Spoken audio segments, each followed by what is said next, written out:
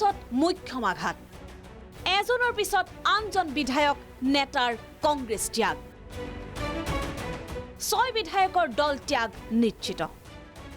বিধানসভা নিৰ্বাচনৰ অধিসূচনা জাৰি হোৱাৰ আগমুহূৰ্তত অসম প্ৰদেশ কংগ্ৰেছত ভয়ংকৰ ধুমুহা পঞ্চদশ অসম বিধানসভাৰ অন্তিমখন অধিৱেশনৰ আজি প্ৰথম দিনটোতে এক ডাঙৰ খবৰে ৰাজ্যৰ ৰাজনীতি কপাই গ'ল অসম প্ৰদেশ কংগ্ৰেছ কমিটিৰ প্ৰাক্তন সভাপতি তথা নিৰ্বাচনী প্ৰচাৰ কমিটিৰ অধ্যক্ষ ভূপেন কুমাৰ বৰাই দলৰ পৰা আকস্মিকভাৱে পদত্যাগ কৰে এআইচিচিলৈ 3 পৃষ্ঠাৰ পদত্যাগ পত্ৰ ভূপেন কুমাৰ বৰাৰ একে সময়তে পূব গোৱালপাৰা সমষ্টিৰ বিধায়ক আব্দুল ৰছিদ মণ্ডলৰো কংগ্ৰেছ ত্যাগ ৰাইজৰ দলত যোগদান বিধায়ক মণ্ডলৰ কেৱল ভূপেন কুমাৰ বৰা আৰু বিধায়ক আব্দুল ৰছিদ মণ্ডলেই নহয় পূৰ্বৰ বাগবৰ সমষ্টিৰ বিধায়ক শ্বেৰমান আলীয়েও কংগ্ৰেছ দল ত্যাগ কৰাটো নিশ্চিত হ'ল কংগ্ৰেছ দল ত্যাগ কৰি ৰাইজৰ দলত যোগদান কৰিব শ্বেৰমান আলীয়ে কাইলৈ কলগাছিয়াত ৰাইজৰ দললৈ শ্বেৰমান আলী অহাকালি 17 তাৰিখ হয় সমষ্টি মন্দিয়া সমষ্টি যুদ্ধ হ'ব আৰু মই চিটটো এৰি দিয়া বিচৰাও নাই মই অখিল গগৈ ডাঙৰীয়াক কৈছোঁ যে মই কাপুৰুষৰ দৰে যুদ্ধ কৰিব নোখোজোঁ বীৰৰ দৰে যুদ্ধ কৰিব খোজোঁ কংগ্ৰেছৰো কেণ্ডিডেট থাকক ময়ো থাকিম নিৰ্বাচনৰ পূৰ্বে কংগ্ৰেছ দল এৰিব আন 4জন বিধায়কে নিলম্বিত ৰহা সমষ্টিৰ বিধায়ক শশীকান্ত দাসেও যোগদান কৰিব বিজেপিত কংগ্ৰেছ এৰিব কমলাক্ষদেৱ পুৰকাষ্ট বসন্ত দাস সিদ্দিক আহমেদেও 4টা বছৰ মই কংগ্ৰেছ দলৰ পৰা আঁতৰি আছোঁ গতিকে এতিয়া ৰাজনৈতিকভাৱে এটা সিদ্ধান্ত লোৱাৰ সময় আহি পৰিছে গতিকে আগন্তুক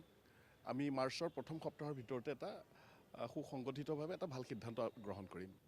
বিধানসভা নিৰ্বাচনৰ প্ৰাক্ষণত এটা ৰাজনৈতিকভাৱে এটা সিদ্ধান্ত অসমৰ মাননীয় মুখ্যমন্ত্ৰী ডক্টৰ হিমন্ত বিশ্ব শৰ্মা ডাঙৰীয়াৰ বলিষ্ঠ নেতৃত্বত আমি ৰহাৰ সামগ্ৰিক উন্নয়ন আৰু বিকাশৰ কাৰণে আমি কাম কৰি আহিছোঁ গতিকে আগন্তুক সময়ত তেখেতৰ পদাংক অনুকৰণ কৰি তেখেতৰ দূৰদৰ্শী চিন্তাধাৰাৰে যাতে সমষ্টি উন্নয়নমূলক কাম কাজ কৰি ৰাইজৰ যাতে সেৱা কৰিব পাৰোঁ তাৰ কাৰণে সিদ্ধান্ত লোৱাৰ সময় আহি পৰিছে আনহাতে কংগ্ৰেছ দলৰ নেতাৰ দল ত্যাগ সন্দৰ্ভত মুখ্যমন্ত্ৰীৰ গুৰুত্বপূৰ্ণ মন্তব্য কোনো স্বাভিমানী অসমীয়া কংগ্ৰেছত নাথাকে বুলি কটাক্ষ মুখ্যমন্ত্ৰী অসম প্ৰদেশ কংগ্ৰেছত হিন্দু ল'ৰা আৰু সাধাৰণ ঘৰৰ পৰা অহা ল'ৰা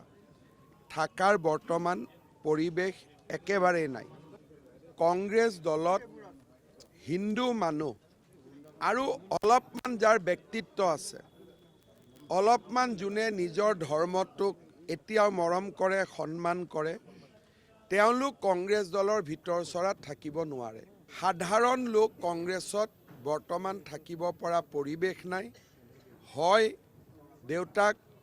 মন্ত্ৰী থাকিব লাগিব মুখ্যমন্ত্ৰী থাকিব লাগিব নহলে আপোনাৰ ধৰ্ম সংখ্যালঘু সম্প্ৰদায়ৰ পৰা হ'ব লাগিব ইফালে কেইবাগৰাকী বিধায়ক সহ দলৰ বহু নেতাৰ দল ত্যাগ কৰাৰ পিছত অনাগত দিনত আৰু কোন কোন নেতাই কংগ্ৰেছ ত্যাগ কৰিব সেই সন্দৰ্ভত ভৱিষ্যতবাণী কৰে মুখ্যমন্ত্ৰীগৰাকীয়ে প্ৰয়াত মুখ্যমন্ত্ৰী হিতেশ্বৰ শইকীয়াৰ সৈতে থকা শ্ৰদ্ধাৰ কথা সোঁৱৰাই দেৱব্ৰত শইকীয়াকো বিজেপি দলত যোগদানৰ ইংগিত মুখ্যমন্ত্ৰীৰ 26ৰ নিৰ্বাচনত হাৰিব দেৱব্ৰত শইকীয়া 2027ত দেৱব্ৰত শইকীয়াই যোগদান কৰিব বিজেপিত 2029ত কংগ্ৰেছ এৰিব সাংসদ প্ৰদ্যুৎ বৰদলৈ দেৱব্ৰত শইকীয়া এবাৰ ইলেকশ্যন হাৰিব হাৰাৰ পিছত বাইদেউক কৈ দেৱব্ৰত শইকীয়াক আমাৰ পাৰ্টিত লৈ লওঁ কাৰণ হিতেশ্বৰ শইকীয়াৰ প্ৰতি মোৰ ঋণ আছে গতিকে ইলেকশ্যনত হাৰাৰ পিছত বাইদেউক কৈ তেওঁক মই আমাৰ পাৰ্টিত লৈ লওঁ প্ৰদ্যুৎ বৰদলৈ 29ত হ'ব লোকসভা ইলেকশ্যনৰ আগত দেৱব্ৰত শইকীয়া 27ৰ ইলেকশ্যনৰ পিছত হ'ব 27ৰ পিছত 26ৰ পিছত মানে 27ত হ'ব আৰু প্ৰদ্যুৎ বৰদলৈ 29ৰ আগে আগে হ'ব কাৰণ প্ৰদ্যুৎ বৰদলৈ ভূপেন বৰাতকৈ বেছি অপমান পাব স্বাভিমানী অসমীয়াৰ দল ত্যাগৰ পিছত ভৱিষ্যতে কংগ্ৰেছত কোন কোন থাকিব তাৰো ভৱিষ্যতবাণী মুখ্যমন্ত্ৰী কংগ্ৰেছত কেৱল গৌৰৱ গগৈ ৰকিবুল হুছেইনহে থাকিব সকলো ৰিজাইন দি দিব এতিয়া কংগ্ৰেছ দলত গৌৰৱ গগৈ থাকিব ৰকিবুল হুছেইন থাকিব আৰু জয়ন্ত বৰুৱা থাকিব প্ৰতিদিনৰ জয়ন্ত বৰুৱা থাকিব কংগ্ৰেছত কাৰণ বিজেপিত তেওঁক আমি নলওঁ দ্বিতীয়তে ৰকিবুল হুছেইন থাকিব তৃতীয়তে গৌৰৱ গগৈ থাকিব। ইফালে গৌৰৱ গগৈ পাকিস্তান লিংকৰ অভিযোগ উত্থাপন হোৱাৰ পিছতে জিলাই জিলাই কংগ্ৰেছৰ নেতা কৰ্মীয়ে পদত্যাগ কৰিছে বুলি মন্তব্য কৰে মন্ত্ৰী পীযুষ হাজৰিকাই। মন্ত্ৰী পীযুষ হাজৰিকাৰ দাবী, বহু কংগ্ৰেছ নেতা কৰ্মীয়ে ত্যাগ কৰিব দল। মই যিটো খবৰ পাওঁ সেই খবৰ মতে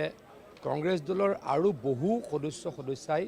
কংগ্ৰেছ দল ত্যাগ কৰিব, অন্য দলত যোগদান কৰিব। মুঠতে বিধানসভা নিৰ্বাচনৰ আগমুহূৰ্তত বিধায়ক নেতাকৰ্মীৰ দল ত্যাগৰ পিছত বিমূৰত পৰিছে বিৰোধী কংগ্ৰেছ। ভিডিঅ' জাৰ্নেলিষ্ট ৰিজু হীৰক পংকজৰ সৈতে ভুৱন চেতিয়াৰ ৰিপৰ্ট, প্ৰাগ নিউজ।